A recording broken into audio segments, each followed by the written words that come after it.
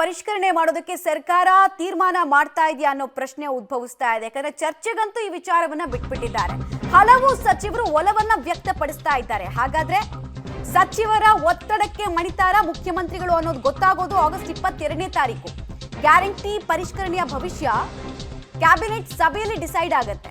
August 22ನೇ ತಾರೀಕು ಗುರುವಾರ high voltage meeting ನಡೆಯುತ್ತೆ. ಸೊ ಅಲ್ಲಿ ತೀರ್ಮಾನ ಕೈಗೊಳ್ಳುವಂತಹ ಸಾಧ್ಯತೆ ಇದೆ.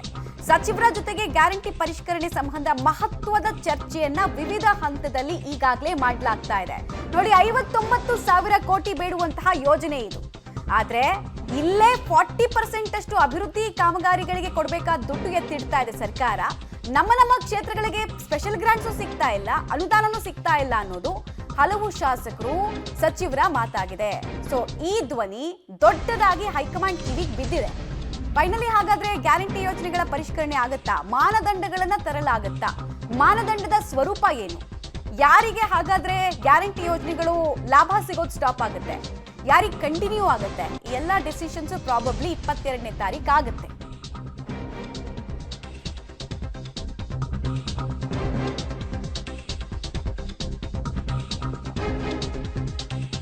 ಮಾತ್ರ ಅಲ್ಲ, ಹಂತ ಹಂತವಾಗಿ ಗ್ಯಾರಂಟಿಗೆ ಕತ್ತರಿ ಹಾಕೋದಕ್ಕೆ ಮಹಾ ಪ್ಲಾನ್ ಅನ್ನ ಮಾಡ್ಕೊಳ್ತಾ ಇರೋ ಹಾಗೆ ಕಾಣಿಸ್ತಾ ಇದೆ. 3 ಗ್ಯಾರಂಟಿಗಳ ಮಾನದಂಡಗಳ ಪರಿಷ್ಕರಣೆ ಆಗೋದಂತೂ ಗ್ಯಾರಂಟಿ ಅಂತೆ. ಗೃಹಜ್ಯೋತಿಗೂ ಕೂಡ ಗ್ಯಾರಂಟಿ ಪರಿಷ್ಕರಣೆಯ ಬಿಸಿ ತಟ್ಟಲಿದೆ. 200 ಯೂನಿಟ್ ತನಕ ಒಳಗಡೆ ಬಳಸೋರು ಎಲ್ರಿಗೂ ಫ್ರೀ ಅಂತ ಹೇಳಿದ್ರಲ್ಲ, ಅಲ್ಲೆಲ್ಲ ಈಗ ಮಾನದಂಡದ ಕ್ರೈಟೀರಿಯಾ ತರ್ತಾರೆ. 3 ಗ್ಯಾರಂಟಿಗಳ ಪರಿಷ್ಕರಣೆ ಬಗ್ಗೆ ಡೀಟೇಲ್ಡ್ ಆಗಿ ಒಂದು ರಿಪೋರ್ಟ್ ಅನ್ನು ತರಿಸ್ಕೊಂಡಿದ್ದಾರಂತೆ. ಸರ್ಕಾರಕ್ಕೆ ರಿಪೋರ್ಟ್ ಅನ್ನ ಹಣಕಾಸು ಇಲಾಖೆ ಈ ವಿಚಾರಕ್ಕೆ ಸಂಬಂಧಪಟ್ಟಂತೆ ಕೊಟ್ಟಿದೆ. ಸರ್ಕಾರಿ ನೌಕರರು ಮತ್ತೆ IT ರಿಟರ್ನ್ಸ್ ಅನ್ನ ಮಾಡೋರು, ಇದು ತುಂಬಾ ಇಂಟ್ರೆಸ್ಟಿಂಗ್. IT ರಿಟರ್ನ್ಸ್ ಯಾರ್ಯಾರು ಫೈಲ್ ಮಾಡಿದಾರೋ ಅವರೆಲ್ಲರಿಗೂ ಕೂಡ ಗ್ಯಾರಂಟಿ ಯೋಜನೆಯ ಲಾಭ ಯಾವುದಾದ್ರೂ ಸಿಗ್ತಾ ಇದ್ರೆ ಅದಕ್ಕೆಲ್ಲ ಕತ್ರಿ ಹಾಕ್ಬಿಟ್ಟು ಸೇವಿಂಗ್ಸ್ ಮಾಡೋಣ ಅನ್ನೋದು ಪ್ಲಾನ್ ಅಂತೆ. ಸೊ ಅದಕ್ಕೆ ಸಂಬಂಧಪಟ್ಟಂತಹ ಡೀಟೇಲ್ಸ್ ನೀವು ಗಮನಿಸ್ತಾ ಇದ್ದೀರಾ. ಒಂದೇ ಸಲಕ್ಕೆ ಗ್ಯಾರಂಟಿ ಯೋಜನೆಯಲ್ಲಿ ನಾವು ಪರಿಷ್ಕರಣೆ ಮಾಡ್ಬಿಡ್ತೀವಿ ಅಂದ್ರೆ ದೊಡ್ಡ ಮಟ್ಟಿನ ಜನಾಕ್ರೋಶಕ್ಕೆ ಕಾರಣ ಆಗ್ಬಿಡುತ್ತೆ. ಸೊ ಸ್ಟೇಜ್ ಬೈ ಸ್ಟೇಜ್ ನಿಧಾನಕ್ಕೆ ಎಲ್ಲಾನು ಕಟ್ ಮಾಡ್ತಾ ಹೋಗೋಣ ಅನ್ನೋ ರೀತಿನಲ್ಲಿ ಸಚಿವರುಗಳು ಒಂದಷ್ಟು ಜನ ಸಲಹೆಗಳನ್ನು ಕೊಟ್ಟಿದ್ದಾರಂತೆ. ಇನ್ಫ್ಯಾಕ್ಟ್ ಕೆಲವು ಅಧಿಕಾರಿಗಳಿಂದ ಮಾಹಿತಿ ಕೂಡ ಪಡ್ಕೊಂಡಿದ್ದಾರಂತೆ. ಗೃಹಜ್ಯೋತಿಗೆ ಸಂಬಂಧಪಟ್ಟಂತೆ ಗ್ಯಾರಂಟಿ ಪರಿಷ್ಕರಣೆಯ ಬಿಸಿ ಮೊದಲ ಹಂತದಲ್ಲಿ ತಟ್ಟುವಂತಹ ಸಾಧ್ಯತೆ ಬಹುತೇಕ ಇರೋದು ಕಾಣಿಸ್ತಾ ಇದೆ. ಗೃಹಜ್ಯೋತಿ ಮತ್ತೆ ಶಕ್ತಿ ಯೋಜನೆಗೆ ಸಂಬಂಧಪಟ್ಟಂತೆನೂ ಅಷ್ಟೇನೆ.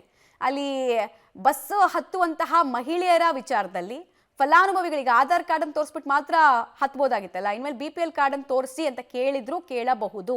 ಸಾಧ್ಯತೆ ಇದೆ. ಮೆರಿಟ್ಸು ಡಿಮೆರಿಟ್ಸ್ ಅನ್ನ ಈ ಗ್ಯಾರಂಟಿ ಯೋಜನೆಗೆ ಸಂಬಂಧಪಟ್ಟಂತೆ ಪಡ್ಕೊಳ್ತಾ ಇದ್ದಾರೆ. APL ಕಾರ್ಡ್ದಾರರಿಗೆ ಗ್ಯಾರಂಟಿ ಕತ್ತರಿ ಬೀಳಬಹುದು. ಕೇವಲ BPL ಕಾರ್ಡ್ದಾರರಿಗೆ ಮಾತ್ರ ಈ ಗ್ಯಾರಂಟಿ ಯೋಜನೆಗಳ ಲಾಭ ಸಿಗೋ ರೀತಿ ನೋಡ್ಕೊಳ್ತಾರಂತೆ. ಬಟ್ ಅಲ್ಲೂ ಕ್ಯಾಚ್ ಇದೆ ನಿಮಗೆ.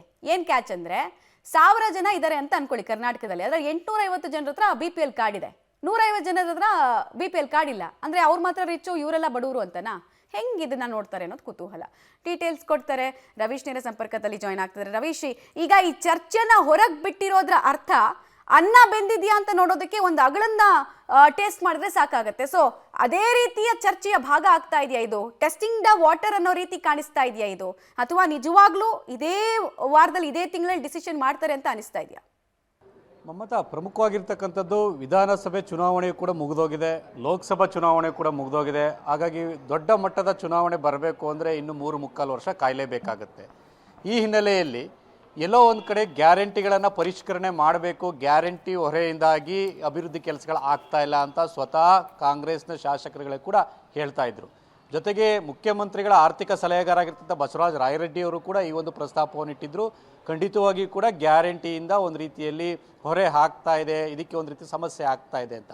ಹಾಗಾಗಿ ಈಗ ಅದರ ಪರಿಷ್ಕರಣೆಗೆ ಮುಂದಾಗಿರ್ತಕ್ಕಂಥದ್ದು. ಯಾಕೆಂದರೆ ಬಜೆಟಲ್ಲಿ 56,000 ಕೋಟಿಯನ್ನು ಈ ಒಂದು ಗ್ಯಾರಂಟಿಗಳಿಗಾಗಿ ಮೀಸಲಿಟ್ಟಿದ್ರೂ ಕೂಡ ಎಲ್ಲೋ ಒಂದು ಕಡೆ ಅದಕ್ಕೆ ಹಣವನ್ನು ಹೊಂದಿಸೋದಕ್ಕೆ ಸಾಕಷ್ಟು ಸರ್ಕಸ್ ಮಾಡಿದರು. ಯಾಕೆಂದರೆ ಈಗಾಗಲೇ ಪರಿಶಿಷ್ಟ ಜಾತಿ ಮತ್ತು ಪರಿಶಿಷ್ಟ ವರ್ಗಗಳ ಉಪಸಮಿತಿಯಲ್ಲಿ ಇಟ್ಟಿರ್ತಕ್ಕಂಥ ಹಣವನ್ನು ಕೂಡ ಸುಮಾರು 14.25 ಕೋಟಿಯಷ್ಟು ಒಂದು ರೀತಿಯಲ್ಲಿ ಬಳಕೆಯನ್ನು ಮಾಡಿಕೊಂಡಿದ್ರು. ಅದ್ರ ಜೊತೆಗೆ ಮ್ಯಾಚ್ ಮಾಡೋದಕ್ಕೆ ಪೆಟ್ರೋಲ್ ಡೀಸೆಲ್ ಬೆಲೆ ಒಂದು ಏರಿಕೆ ಸುಂಕದಿಂದ ಒಂದು 3,000 ಕೋಟಿ, ಎಲ್ಲ ಒಂದು ಕಡೆ 18,000 ಕೋಟಿಯನ್ನು ಬೇರೆ ಕಡೆಯಿಂದಲೂ ಕೂಡ ಒಂದು ರೀತಿಯಲ್ಲಿ ಬಳಕೆ ಮಾಡ್ಕೊಳ್ಳೋದಕ್ಕೆ ಪ್ಲಾನ್ ಮಾಡ್ಕೊಂಡಿದ್ರು, ಅದರಂತೆ ಆಗ್ತಾ ಇದೆ.